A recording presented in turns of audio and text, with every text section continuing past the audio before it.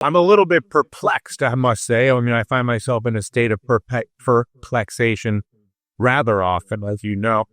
And there's a variety of things that we can discuss, and I don't want to be a broken record, but I was just sort of looking at the port data. This is the sort of, especially the Port of Long Beach, where you have something like 40% of the PORT, like where boats arrive in park. Basically, it's a location where a nautical vehicle might come to a. I'm not a boater, just in case you're not a waterman. This might not be come as a shock to you, but I don't spend a lot of time on boats.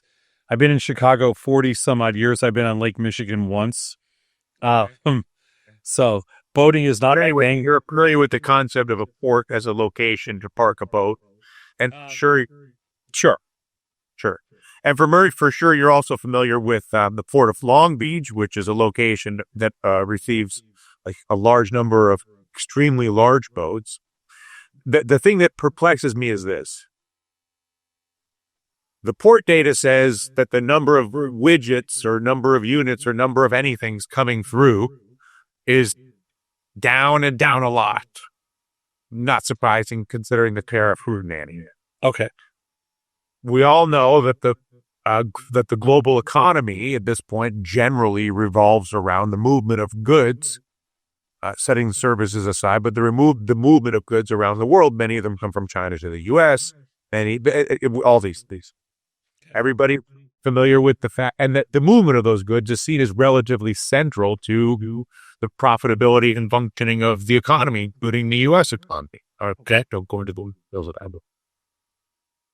At the same time, the financial market, I think the stock market specifically, is viewed as a discounting mechanism to the value of the future, how do I say it? The discounted present value of the anticipated future levels of economic activity. Right? The stock market is sort of offering an opinion of relatively perceived future economic activity / profitability. Okay. /growth / The stock market relatively healthy, despite a bit of volatility. I wouldn't say relatively healthy. The stock market at relatively high levels relative to its recent history. Port activity relatively low relative to recent activity, and tariff rhetoric is all over. Sure.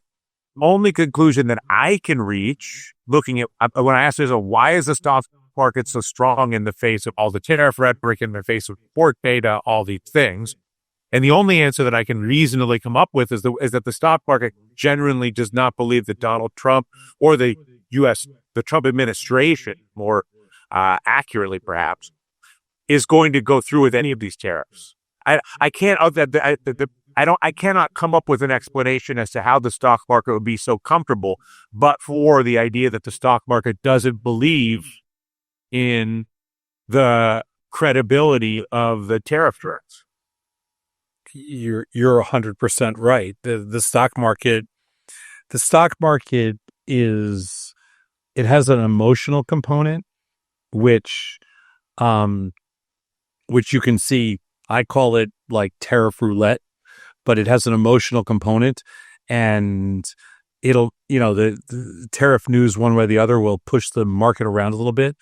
But the reality is the market has, since the beginning of Trump's first term, has essentially, discounted almost everything he says as nonsense. I mean, the stock market is a different level of intellect than Trump's economic policy. So it's discounted it from the start. So if the Trump tariff threats if the Trump administration lacks credibility when it comes to the tariffs, sure, then is the correct trading posture one that like I'm just thinking about the recent headlines where it's like, oh, I'm going to hit Apple with whatever. Apple's got to make their iPhones in America. I saw a couple days ago, whatever it was. Or there was a talk about the new idea of a 50% tariff on Europe or something like this. Sure. I guess what I'm getting at is anytime there's a sell-off in the stock market based on a Trump tariff headline, is that a buying opportunity? Is that a buy the dip times 1,000 kind of it?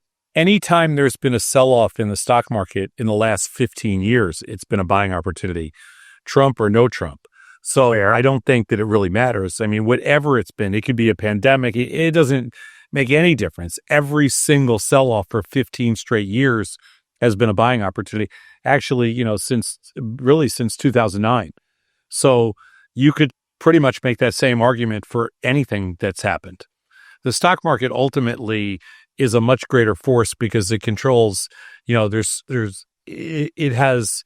controls such a bigger portion of the money flow that that it's almost unstoppable unless there's something that's even if there's something that would a bear market, for example, whatever cause it would last a year or so.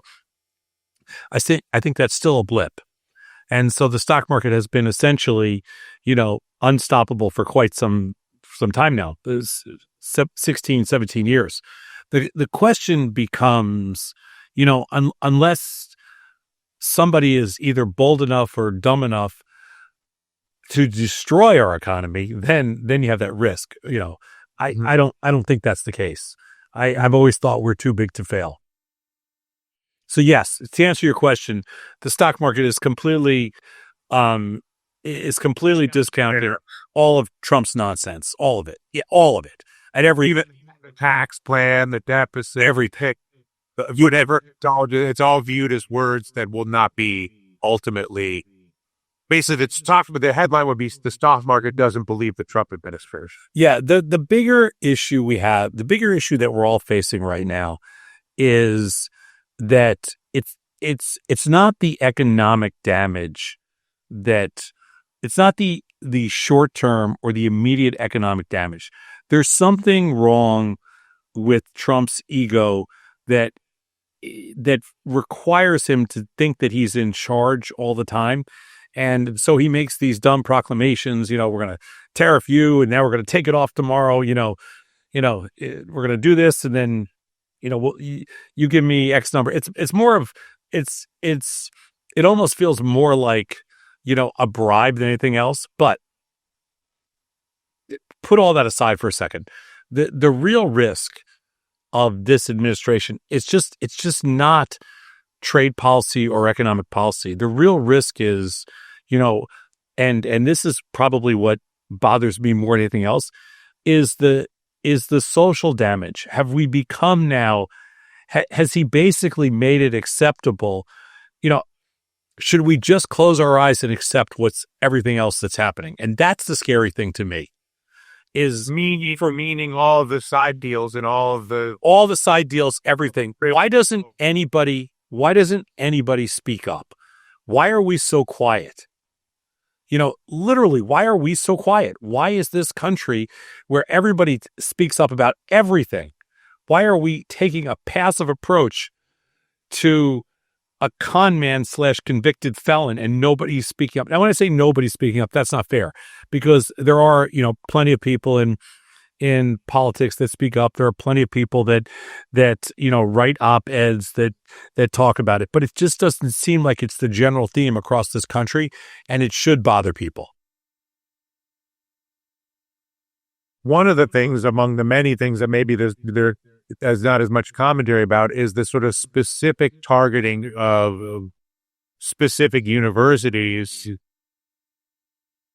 which almost feels like a personal vendetta. I mean, I don't know why would you uniquely target Harvard, for instance?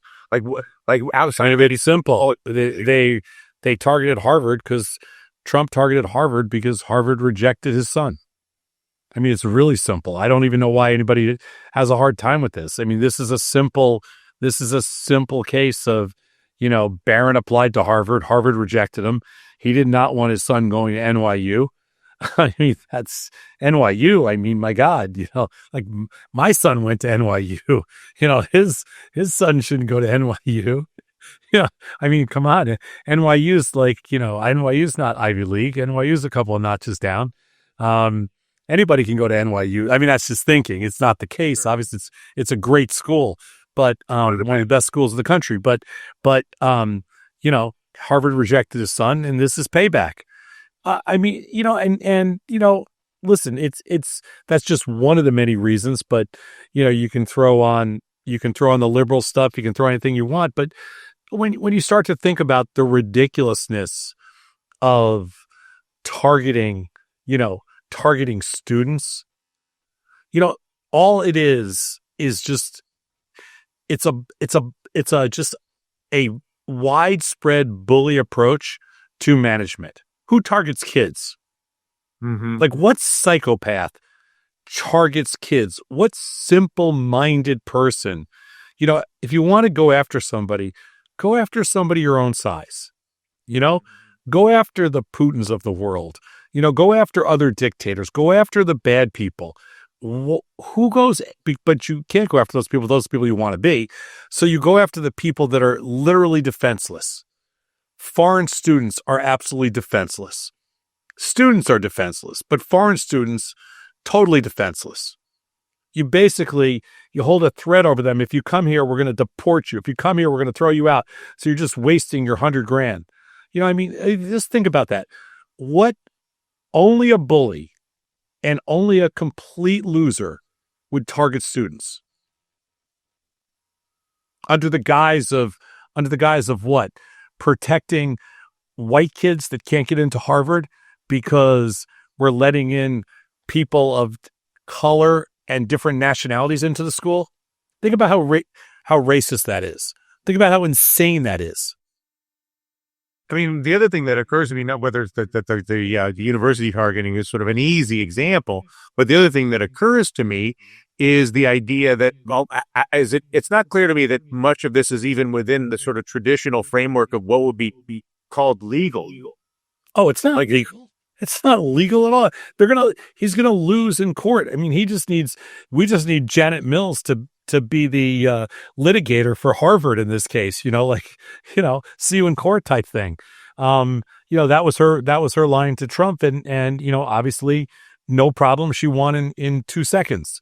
And, she won the legal battle in 2 seconds because any litigator that knows what they're doing, done. He's going to lose. Of course he's going to lose. There's no case at all. And so do you think that that's even a consideration? In other words, do you think there's an awareness that whatever's happening may be illegal, but it's still worth doing just because of the headline value, even if it gets overturned in court? Or do you think there's a belief, like, what do you think that Americans are, we didn't realize there's a lot of people here that always thought we were a racist country, but there's a lot of people here that didn't realize how bad racism is in this country and how ethnocentric we are, where we just focus on, our own where there's really no vision, there's really no global vision, and there's really no understanding of how important, global trade is, obviously, how important collaboration is, how important the brain drain is. And I think that when it all gets down to it, that there is a large enough portion of this country and his base that look at this and go, you know what? Screw it. Why aren't we letting in white kids from Nebraska or white kids from California or white kids from Texas into Harvard? Why is it all, a Chinese kid, an Indian kid, a black kid from Africa? Why is that? Why is it 30%?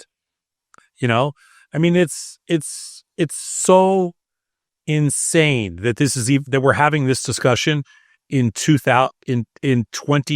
I mean, just think about this, Dylan. This is 2025. It doesn't. It's. Why do you think that there's not a more vocal, that the people with the most power to speak, meaning the billionaires, the CEOs of the large companies, the political leaders. That's the real question here today. They say that the 500 most powerful people in the country, whether they're a politician or a CEO or that's right, a rich guy or gal. Yeah. So why does Trump go after international students? Because some international student, who are they going to speak up to? They don't have any money. They don't have any. Nobody's going to listen to them. Why isn't Jeff Bezos speaking up? Okay. Why is he so gutless? Why is Zuckerberg gutless? Why are all these crypto people so gutless that they, just because just because they want different regulation. Why isn't every CEO that is a multi billionaire with hundreds of billions, whatever it is, why aren't they speaking up? Why is Musk so gutless? Why are they all so absolutely gutless? And why do you Sir, because you think they're getting benefits, or you think it's because they're afraid of being targeted for revenge, a la Harp? Well, they are getting benefits, but then all of a sudden you see a guy like Tim Cook, who's another one of those gutless people who sucks up to Trump, does everything that Trump asks, and then Trump goes after him anyway because Trump doesn't care. He'll throw anybody under the bus. But all of them, I mean, they should take a lesson. They're pathetic. I mean, what Bezos has done with the Washington Post, what they've, with respect to essentially censoring his own paper, what these guys have done, and what they've turned this class of billionaires that I really used to have a lot of respect for, and I'm sure you did too, because it takes something amazing to be able to build a company that's a multi-trillion-dollar company. And then listen, there are certain situations where, sometimes it used to drive me crazy when different athletes don't speak up, but I don't feel like this.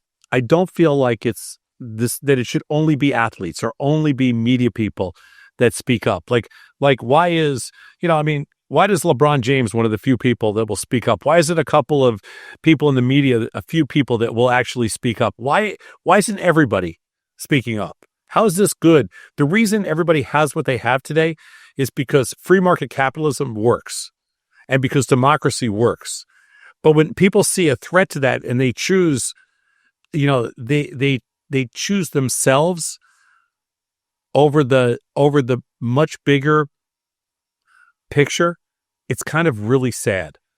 And I will never support any of those, any one of those billionaires. They're all pathetic, gutless losers to me. Mm-hmm. Every single one of them. But the reason they don't speak up, you think, is because they're afraid of the revenge, or because they're afraid of being cut off from access? Like, what motivates the? Let me ask you a question. If you had $100 billion, Dylan Radigan, you wouldn't have, because I know you wouldn't hold back one thing. You could care less. There's not one thing you can do. What do you need? 102 billion? I said 100 billion. I mean, I've been hard to hold back on. I understand that. But just think about it. But at 100 billion, 10 billion, whatever the number is, you know what? You wouldn't hold back for a second. Nobody would change who you are. It's not going to happen. Okay. It just doesn't happen. But for these people, for somehow it did.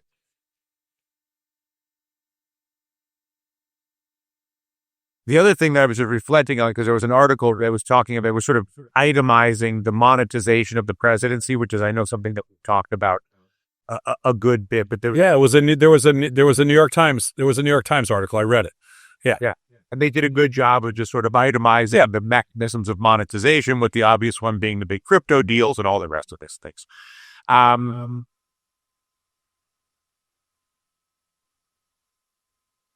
But the article, Dylan, the important thing about that article was everybody's documented the Trump's monetization of the presidency in a way that's never been done before. Eyes wide open, out in public, not trying to hold anything back, saying, listen, you know what?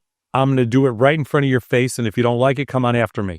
But that's not what that's not what the crux of the article was after. It was like, why isn't anybody speaking up? Why isn't there an outrage? Why does this guy get a pass?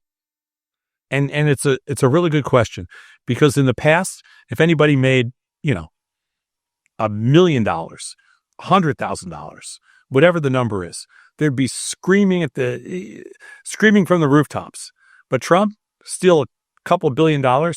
His net worth in the last year since the beginning of this campaign is up by, I think it's $1.4 billion. Okay, all documented at using the presidency. Explain it. How's that And do you think the reason that there's not more of an uproar is because it's sort of like it's the flood the zone concept, where there's such a constant and never ending prevalence of these activities that it basically exhausts anybody that would resist, and then but for the 500 richest and most powerful people who simply refuse to engage? It's a combination of all that. It's a sad combination of all that. And, it's, I mean, I guess there's a variety of different reasons, but, that's really Mm-hmm. I mean, the market's also not worried about it. In other words, like when we talk about the integrity of the system, or the integrity of the presidency, or the integrity of the government, all of which is obviously compromised by all of this, the stock market doesn't seem to be concerned by, forget the tariffs, no tariffs. The stock market's also not concerned by anybody's opinion of the integrity of the U.S. government. Yeah, because they know that the hope is that this is short-lived, and that, he's a lame duck president and it's short-lived, and America will recover. It's, and hopefully there's no continuity to his mission. No scalability of it. No extensions. Your interpretation of the market's indifference is that their attitude is this too will pass, and that while his personal enrichment may be whatever it is, that ultimately it's that he's not as much of a risk to these. He's not an existential risk to either the integrity of the government or the integrity of the economy. I think that's where we are right now. What now. Individuals might own. Sorry. I'm not sure that that's what things will be like in a couple of years, but that's what it's like now.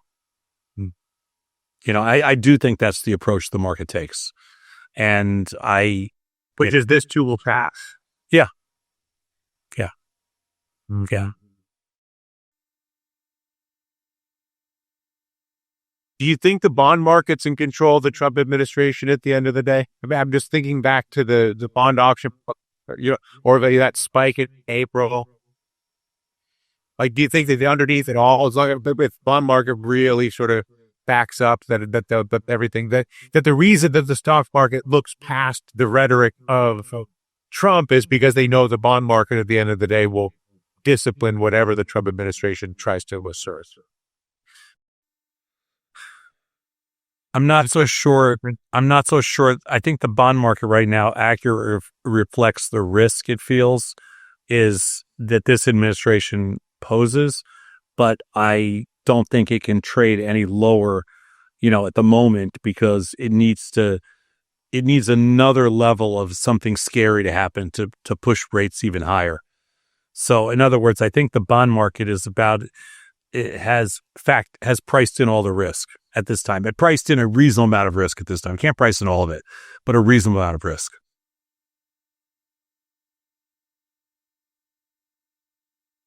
Do you think the dollar has room to sort of come back to regain? In other words, if the bond market's where it's at and the stock market's where it's at, is the weakness of the dollar, it goes back to the beginning of April, the divergent. Is that the price extreme? Is that the sort of misaligned asset at least in terms of price momentum? Well, I think what's happening is that around the world, the crash in the dollar has actually given other countries and competitors, a little bit of a leg up, so that they've, everything in America now is cheaper, and their bottom lines look better. And so, if America's weaker, then the rest of the world's stronger. And I think what Trump either doesn't care about or doesn't even understand is that not only has he brought the rest of the world together, he's also made the rest of the world stronger. I mean, yes, he has,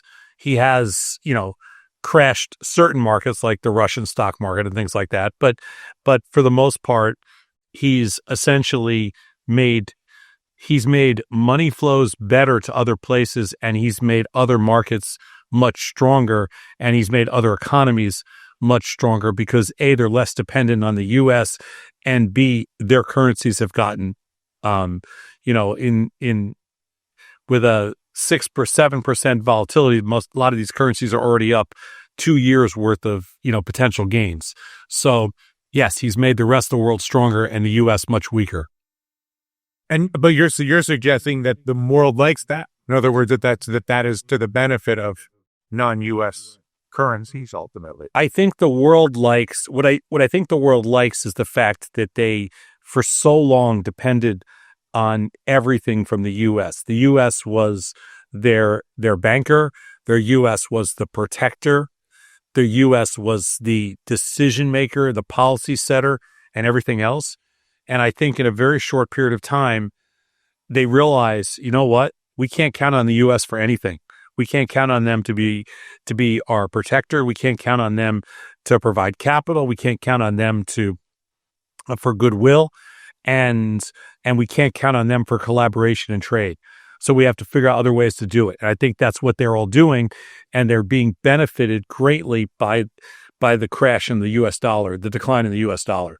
So I think all of those things, and I don't think the whole concept of America first is absolutely idiotic because, and I just wrote about this, but we rely on what's made America great and what's made America the strongest growth engine in the world is that we rely and we've taken advantage of everybody else's efficiencies to fuel our growth engine.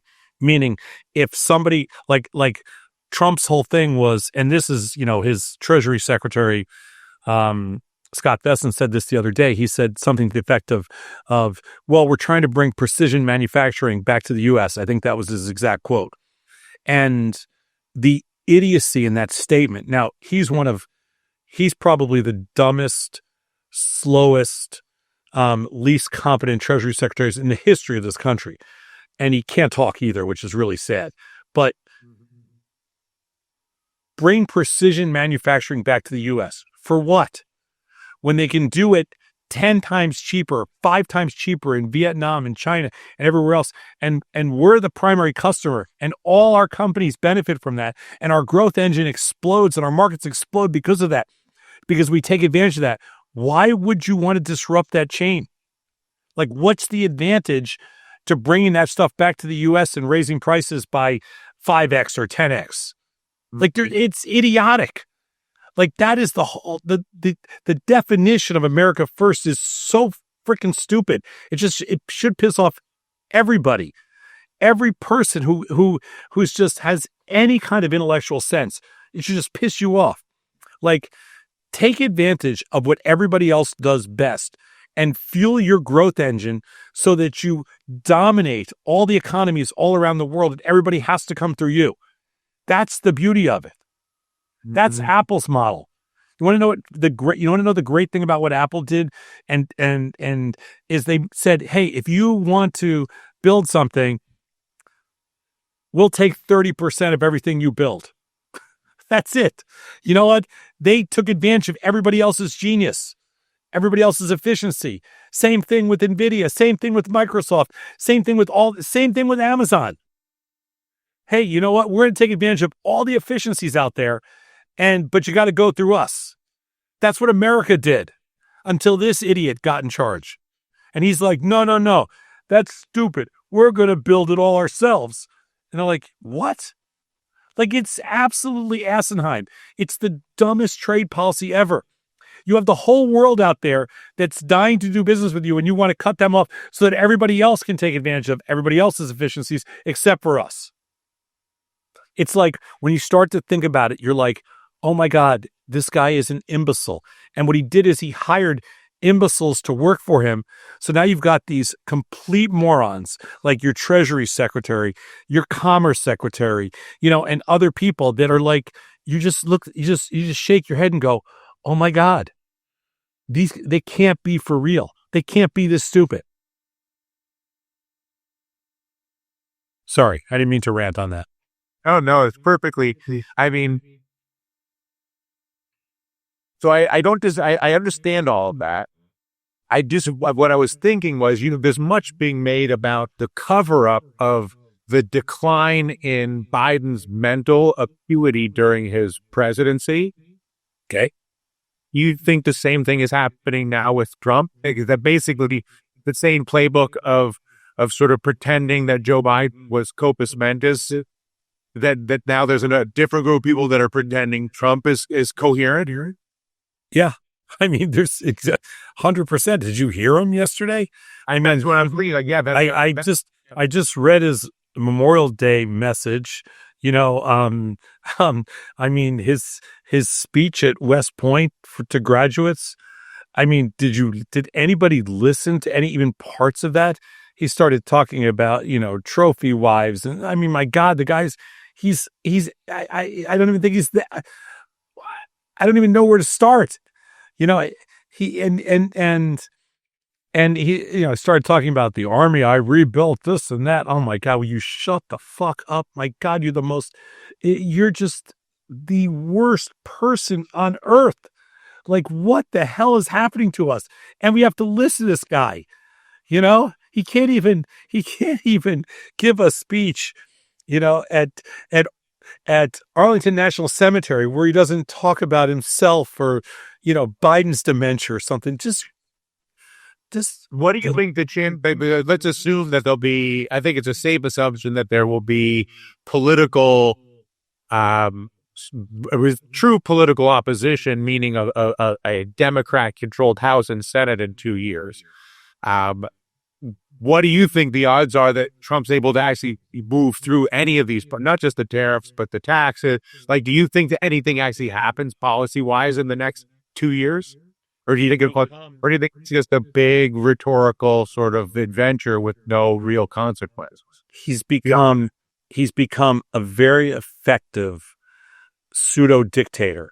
And so he has, for whatever reason, I mean, no, he's never going to get a single Democratic vote on anything. I mean, obviously everybody despises him on that side of the aisle, but he will, and he'll have a few defectors.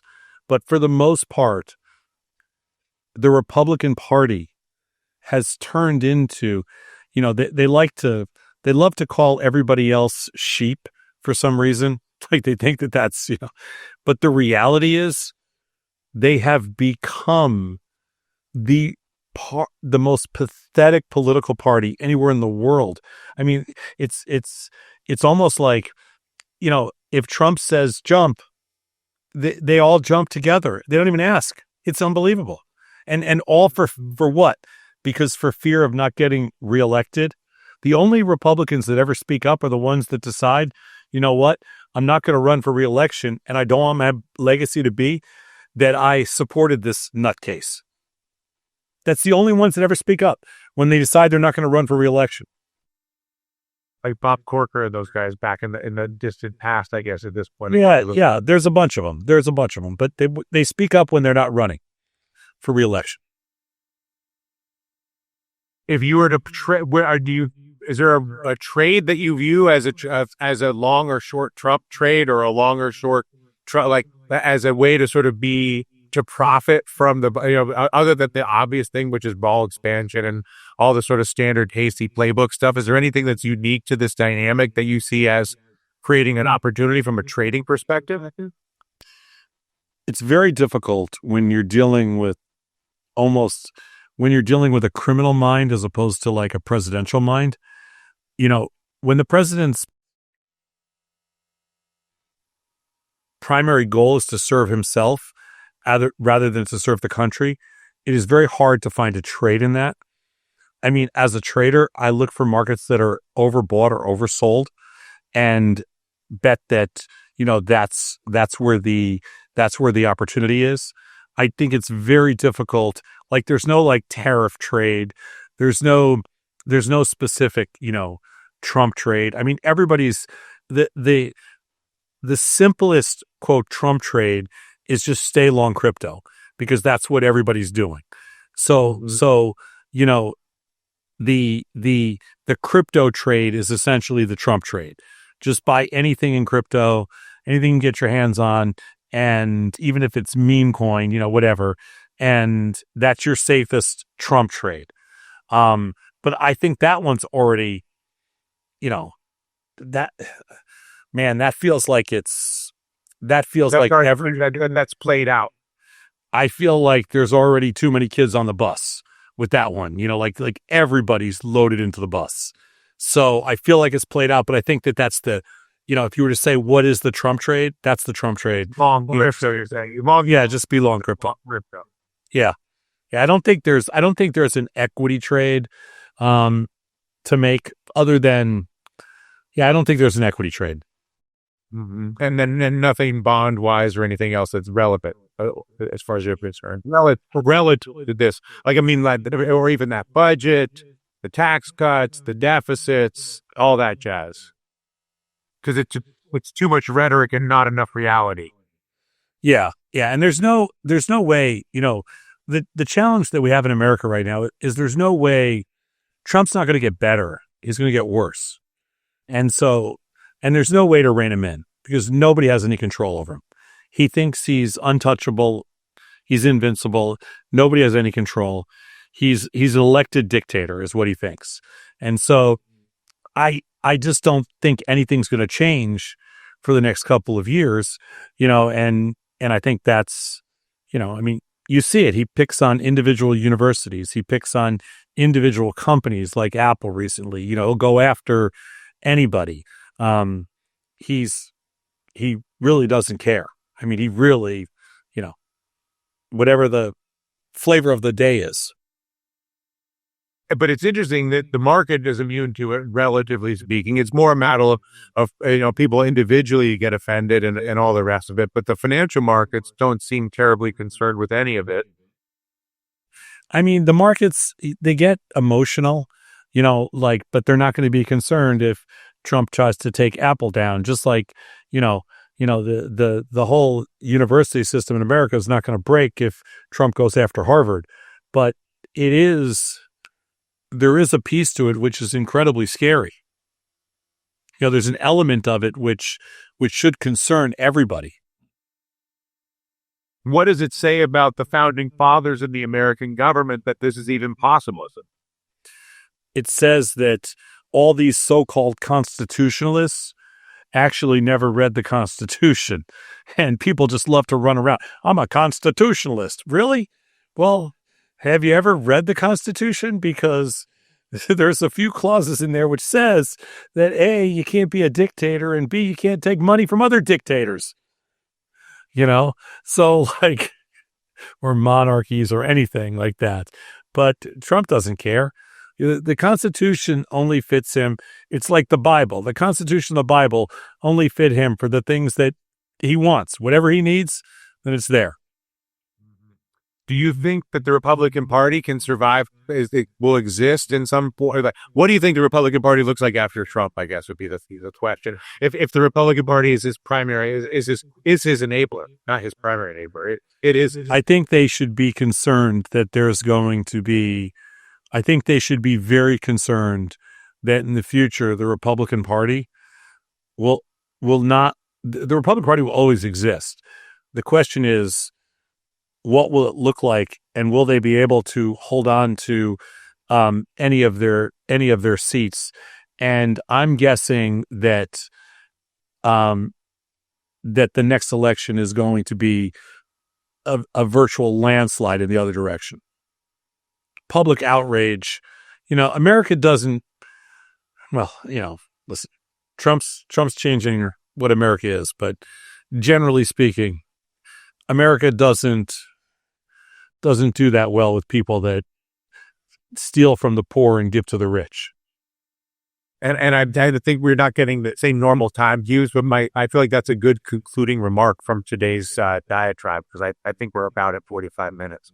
And I know. Yeah. Well, the one thing that his latest bill does, his budget bill is essentially it's a legislative transfer of wealth, the biggest in history, from the poor to the rich. And I think over time, that is a trend that if you keep it going, that will lead to the demise of the party. We shall see. I don't disagree. I mean, the biggest enabler of the Republican Party, in my opinion, is the Democratic Party. Because just when you feel like you're offended by the Republicans, you go look at the Democrats, and then you have to question everything that's going on in the world. So we'll see. Yeah, there's some truth to that.